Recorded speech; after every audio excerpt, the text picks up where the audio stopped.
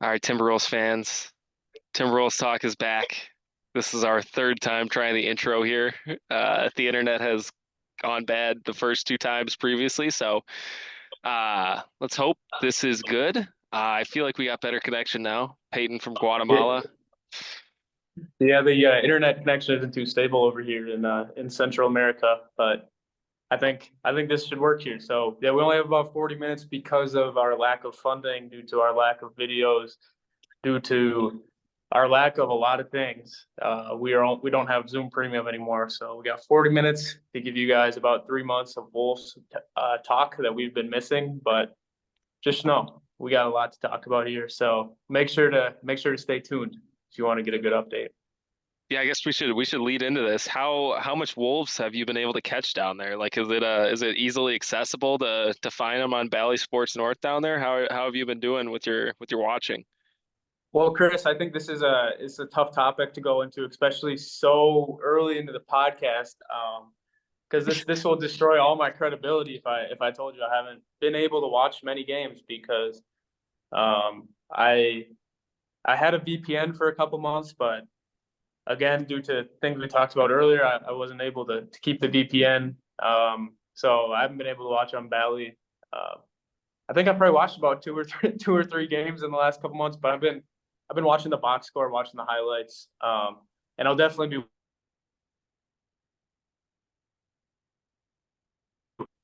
I think you look frozen there, but how have you been? How I've many been how many Wolves? I mean, I've been pretty good. I've been able to catch most of them. Obviously, it's brutal with Bally Sports out here. I'm not paying the $20 per month, so my viewing pleasure is not as nice on my streaming platforms. But I've been able to keep up, and I know like you, I've been keeping up with the storylines too. So I'm pretty well versed. I feel like going into the playoffs here, it was a pretty eventful. I mean, last few months since we last left off. I don't think Cat was even hurt when we were. Was he hurt No, the last time we recorded? no. Yeah, so I mean, that was huge because we were kind of rolling. We were comfortably in the one seed in a very tough Western Conference. I'll add at that. And then Cat goes down, and there's a lot of like, oh shoot, what's gonna happen now? We don't have our big man. How are we gonna play the same style? But um, they actually finished, I believe, with the same winning percentage without Cat as they did with Cat. So Yeah. 56 wins. I mean, I I don't know. It's very interesting. I think Nas Reed really stepped up into that Cat role, and things kind of moved along sort of smoothly. I know kind of lost some tough games there. I know the Hornets game sticks out, the Bulls game sticks out. They reverted a little bit back to last year's Wolves, losing against those bad teams. But overall, I mean, I think there's a lot of guys that really stepped up going into the end of the regular season there. I don't know. Nikhil and Nas are the two that really jump out at me. Yeah, I think the only people that were at the this Nas stepping up is going to make a lot of Cat haters very happy, especially if he doesn't show up in this playoff series. But we can get to that later. Um, yeah, I think we should get straight into the playoff series versus the Suns. Chris, what are your? I think we're favorites for game one last time I saw, but we're projected to lose the series. I think if that's correct. What are your projections here? Yeah, it is interesting. I saw we were favored by 1.5, but I think the Suns are the favorite to win the series. So it is interesting because like obviously the regular season woes against the Suns are very well documented by now for all the big fans out there. They know that there's been a few like really bad blowout losses against the Suns, and I think to be honest, it's probably one of the worst matchups they possibly could have had. I mean, the Suns really space them out, and I think provide a lot of issues there. I like every time you watch them play, it's just KD, it's Devin Booker, it's Beal. This last time really smoked them from the three, and then of course, I don't know if you like him or not, Grayson Allen. Grayson Allen, big contract, and he just seems to destroy the Wolves.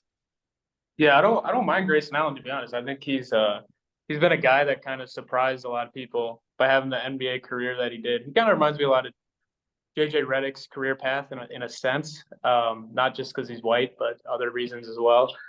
Duke, but yeah, I think I agree with you on the I just at times looking at the Suns roster, I don't even know how this became a real team. Like those three guys, Booker, Durant, and Beal, are some of the best scorers that we've had in the league in the last couple of years. Like Bradley Beal, did he not average 32 points a game or even more a couple of years ago? Like he's an elite scorer.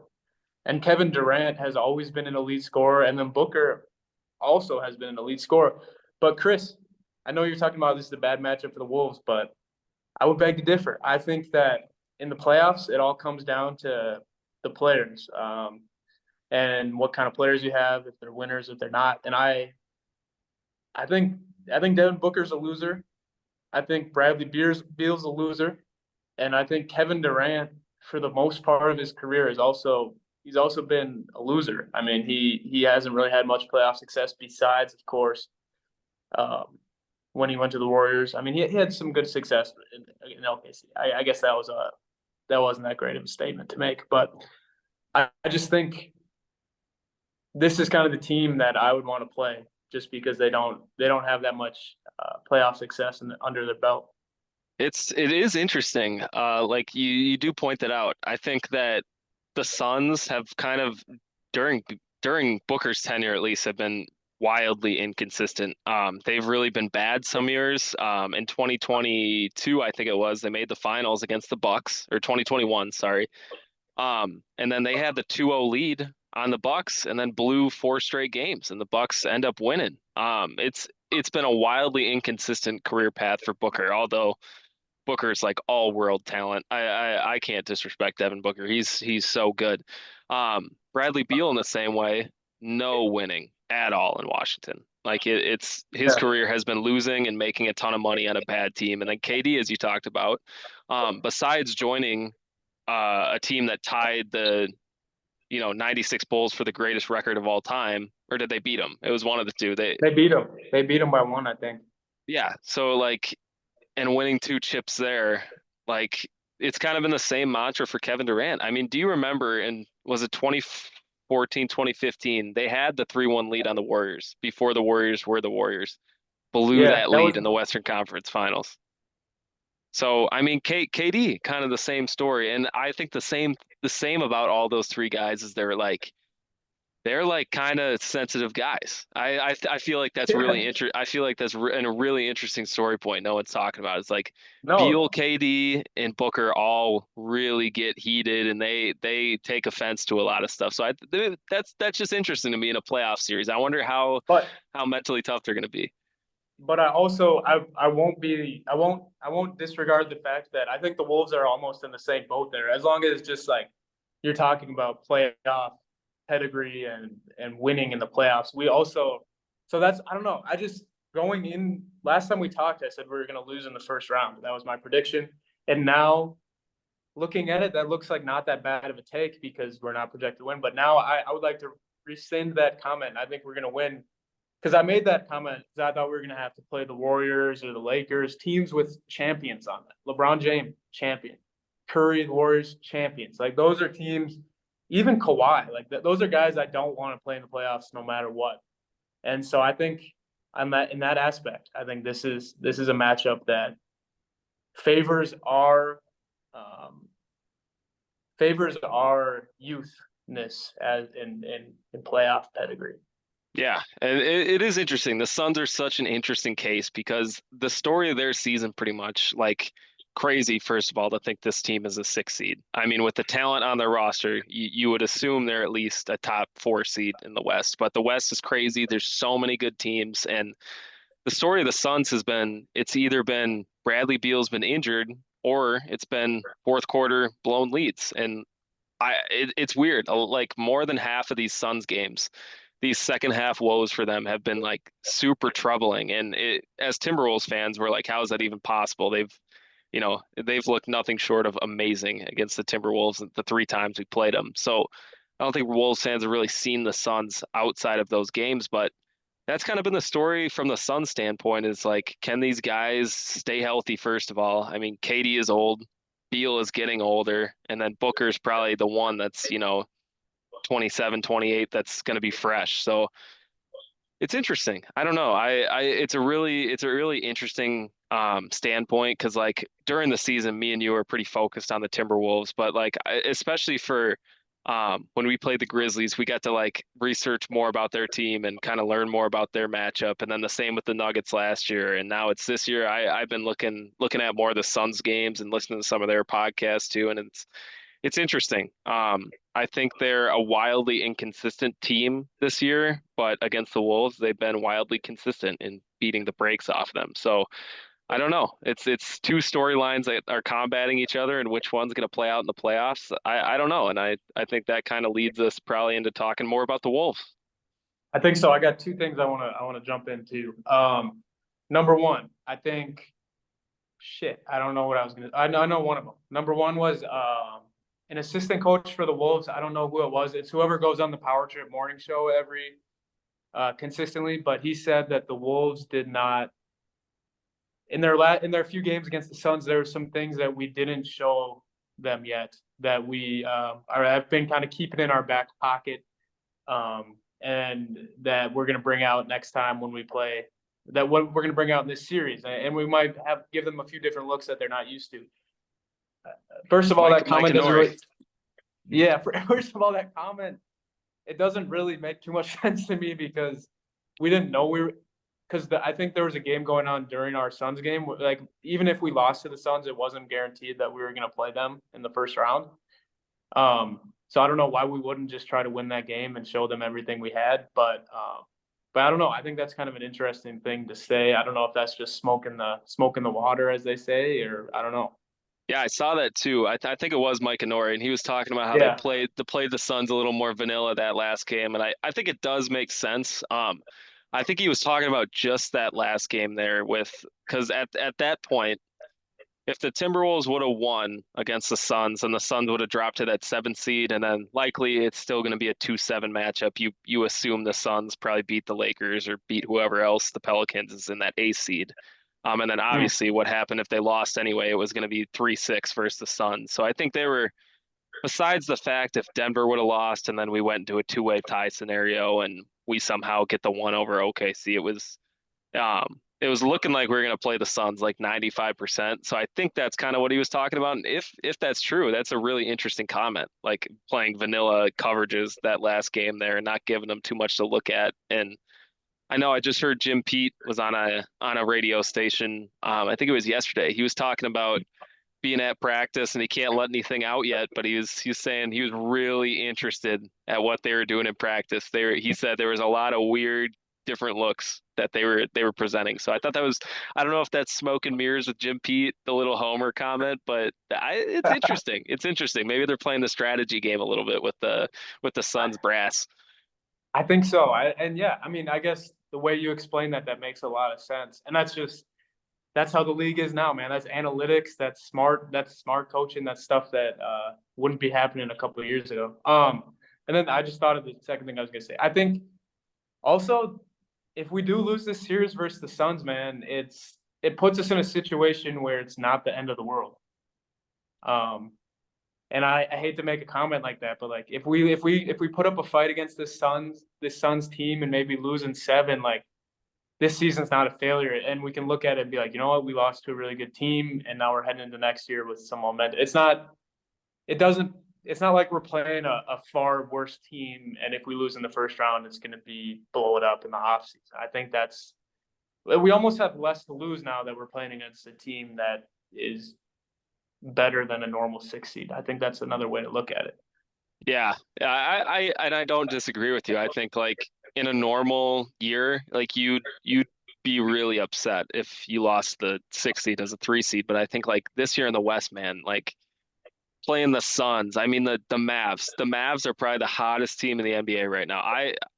To your point, like Kyrie champion. That guy is Yeah. minted. I would hate to play Kyrie and Luca in the playoffs. The same with the Clippers, dude. Like Clippers as a 4 seed, even though they've kind of struggled down the stretch here, like you never go against Kawhi. You never go against Paul George, even the, pandemic P, whatever. I would hate to play those guys. So it's just like the West is so stacked. I think at the bare minimum, if you put out a hard fought 6 or 7 game series and hey, if you come up on the short end of the stick, that just happens. That's just playoff basketball from time to time. I think like the more interesting thing, which I know we have down as a segment, and I'll push it to later, is like you saw Mark and Alex's financial statement plans for next year, and it was a budget cut by a sizable amount, around 50 million to get under the luxury tax. And I think everyone here knows who that is. If someone were to be gone, it's Cat. So like that's interesting. Like, well, I want to get into the ownership stuff later because that's a whole nother thing. But like I think there are some ramifications if you lose this series. The roster's highly unlikely to be the same unless they make a deep run. I think that's only fair to Glenn Taylor at the moment. Like you got to put yourselves in their shoes. If this team gets bounced in the first round, do you want to be paying the luxury tax and losing money? Like, no, if this team makes it to the conference finals or the finals, I think, you feel a little bit more comfortable paying that money. So like, while it's not the end of the world that if they lose, they still have a lot of good young pieces. Like Nas, Jaden, Ant are really, really good pieces that I really like. Same with Nikhil. But there are ramifications with some of the vets on this team. You never know what's going to happen, season to season. So I really like that about this Wolves team, though, to kind of transition a little bit into more their side. Like I really like having Rudy and Mike on the team that have actually been ingrained now for a year and a half. Like, yeah, they had them last year, but I don't think they were fully integrated or felt comfortable like they did this year. I think a lot of that was, Ant and Cat trying to lead this team against a veteran Nuggets team who had already been to the Western Conference Finals. It's Who won the championship? who eventually went on to win the championship, and Yeah. that's the invaluable experience that they're bringing to this next stage here. And I think that those two series losses against the Grizzlies and the Nuggets, there's a lot of learning lessons and a lot of experience they can take out of that. Yeah, I like we talked about, bro. I'm actually really optimistic going into this series. Like I think, um, yeah, I don't have much more to say, but I think that I'm very optimistic going in. I'm so excited to see what Anthony Edwards is going to do because like we talk about winners, and he's a winner. He's a playoff winner. He's proven it in the playoffs that he steps up his game in the playoffs. And I have no doubt in my mind he's gonna keep carving that legacy. He's gonna keep carving that his career. Like this is a very important playoff run for Anthony Edwards, and I don't see any regression from him. Karl Anthony Towns. I think we go into Cat, and then after that we can end with the ownership stuff because it's always good to end with a little bit of drama. But I want to bring up a point about Karl, man. I think the Karl haters, the Karl hate crew. This is a huge series for them because if Karl does not perform in this playoff series or this playoff run, even if he plays well, if he doesn't play great, then it's going to instantly be Naz Reid can fill that role of Karl Anthony Towns. He did at the end of the season, and why wouldn't we move on from Cat and keep Naz Reid? What expectations do you have for Karl Anthony Towns this playoff run? And yeah, how do you see that going with the Karl Hate Club? Man, there's a lot of pressure on Karl this postseason. He even said that much in the shoot around today, or it was either today or yesterday. He said, Yeah, "Yeah, this is the biggest basketball moment of my life so far. Like this is a ginormous series for Karl Anthony Towns because it's like this is going to be his fourth first round series, and he's yet to get out of the first round. And that's kind of been the story of Karl's career is kind of the underperforming in the big moments. So like, and I think there's some of that, and I think also some of it gets lost. That like against the Grizzlies, Karl did put up some stinkers. I'll give the Cat haters that, but there were some games where he was dropping, I think it was either 37 or 38 points and carried them to a couple wins against the Grizzlies. So like if we get a Cat that's fully healthy, I think that's a point we gotta talk about yeah, because like last year, He's going into the playoffs a little banged up. Um, if we get a Carl that's shooting the lights out of the ball and just playing in his role and playing confident and playing comfortable and not trying to force anything, I think that's where Carl really thrives. A lot of the times where he struggles is, when he's putting his head down, trying to drive to the basket, and it's just not working. He gets upset with the refs. I think if he just plays within himself, plays within the offense. It was a very successful team when he wasn't there. So, and I think the one thing that, even though this team played really well without him, you could argue they needed some more 3-point shooting. And he can really, really provide something that the Wolves haven't had against the Suns. The Suns really, really like to stack up the paint, and that's kind of why um, they struggled against them. Anthony Edwards had some cold shooting streaks and wasn't able to break that Suns.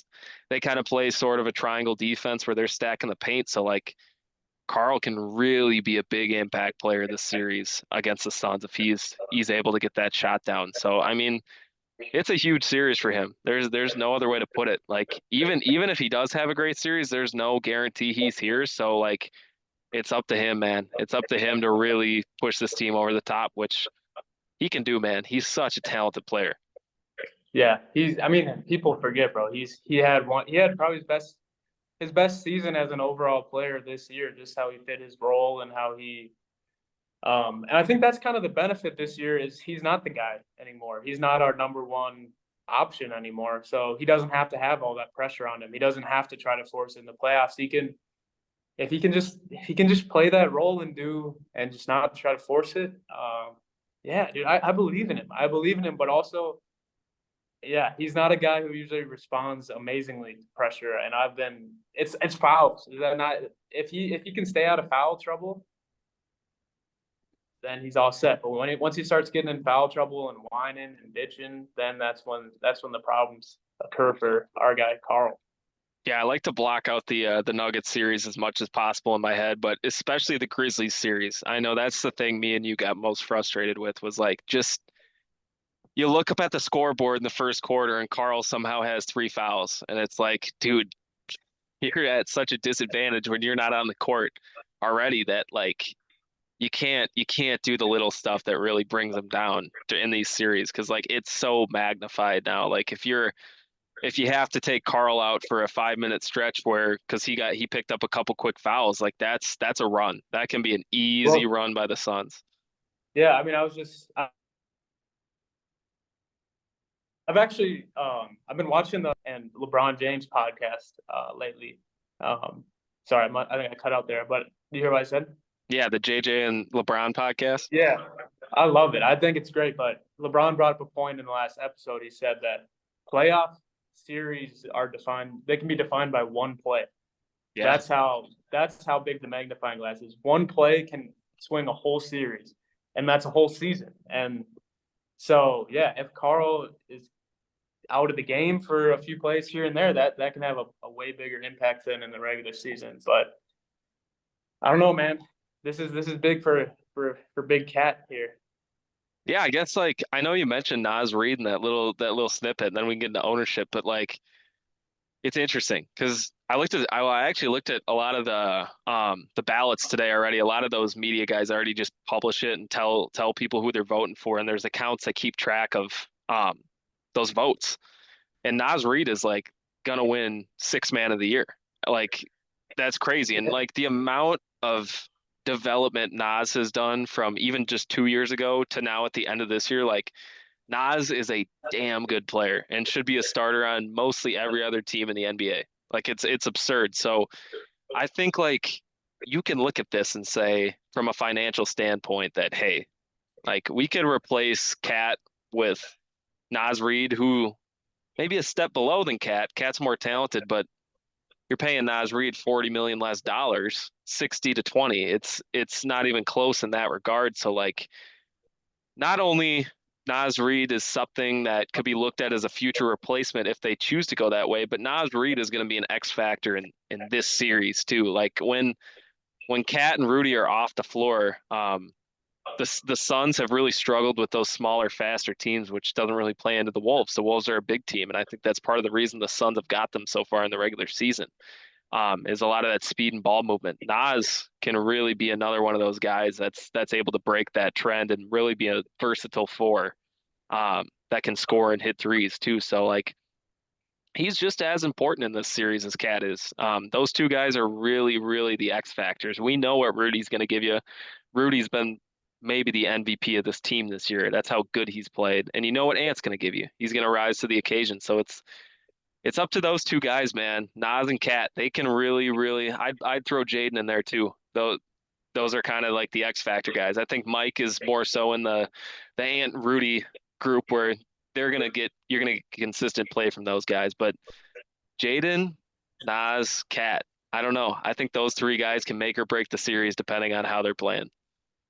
Yeah, I couldn't agree more, man. I think if we're gonna zoom in on a few players to watch, those are three guys that I think, yeah, are gonna um, keep it good to keep an eye on. So as we're kind of getting into this topic about Nas Reed, the future, Karl Anthony Towns, I think if we were to talk about this when the news first broke, me and you would be completely anti Glenn Taylor, all for A-Rod and Mark Lowry.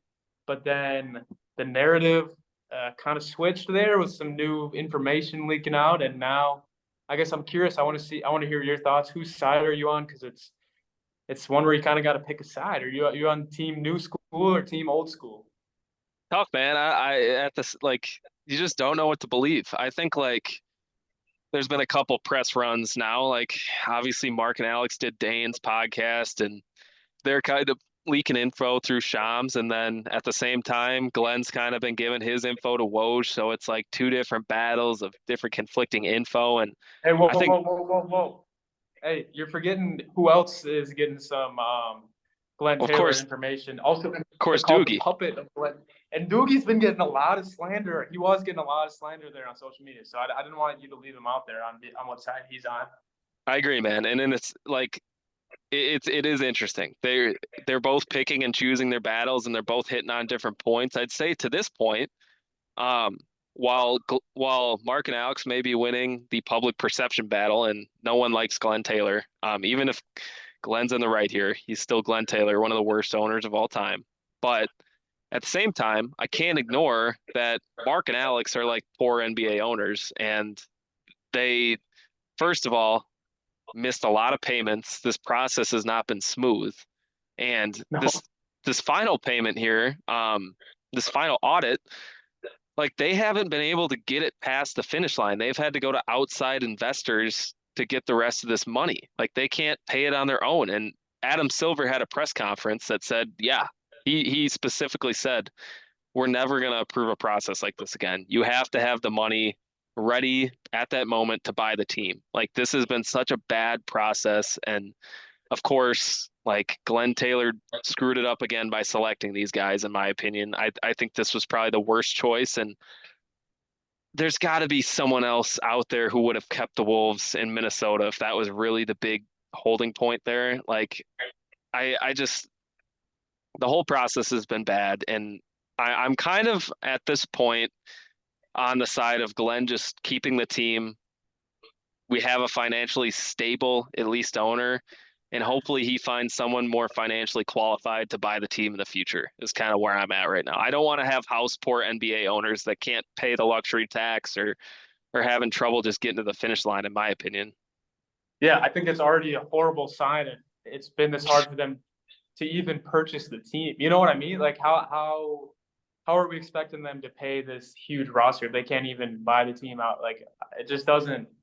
It's like you're buying a car and we're expecting you to buy the car and then soup it up and give it all these like upgrades and gadgets and make it all fancy. But if you can't even pay for the stock model, how are we supposed to expect for you to keep it nice and make it all fancy? Like it just doesn't. But it's so hard to like Glenn Taylor at the end. I don't know, man. It's I tough. saw a report. I don't know if this is legit even, but someone said that neither ownership group now wants to be the owner of the Wolves, and I could see it. Yeah, like now it we just go to a whole new ownership. I don't know, man. It's tough It because sucks. like Mark and Alex, I think did some really good stuff. Like they were able to kind of get this fan base pumped up again. Like it was But exciting. Was that them or is that the team? Is that just the time we're in? Like, how much credit do they really deserve for I getting the mean, fan base back into it? Was it just a immaculate timing for them?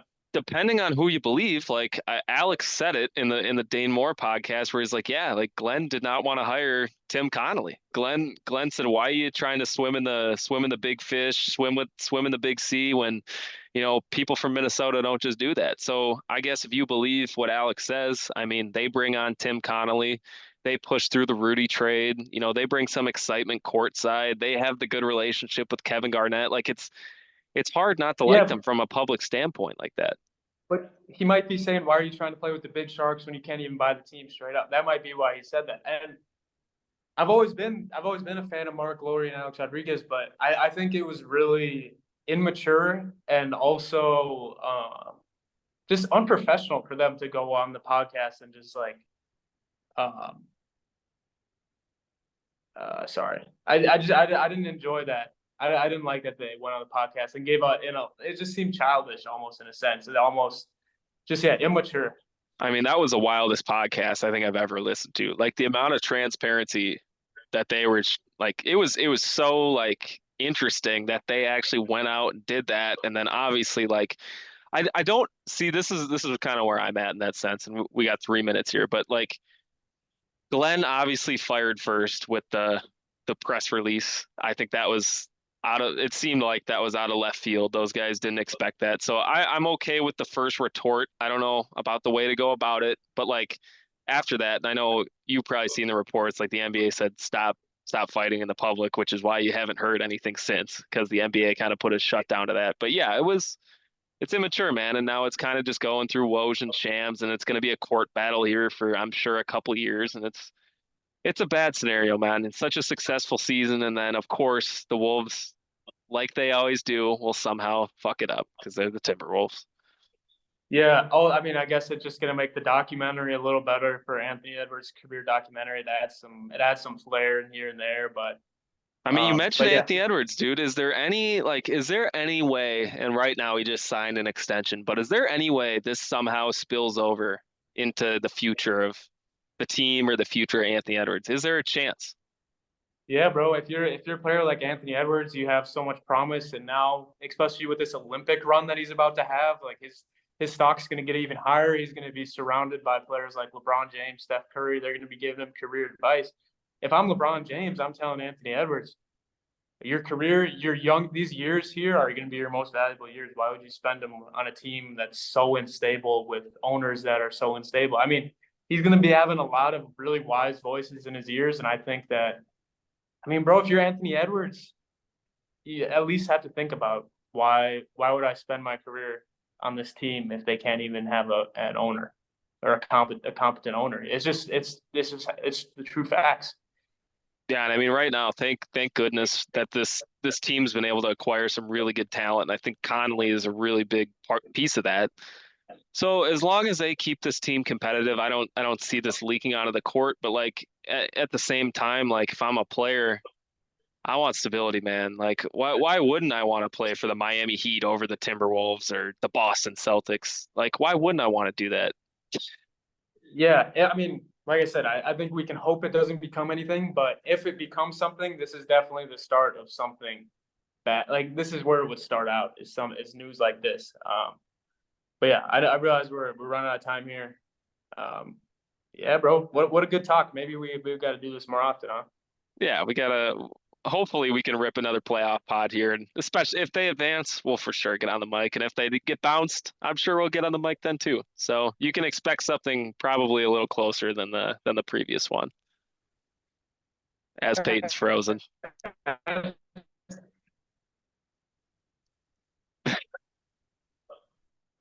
All right, I think we're gonna end on that.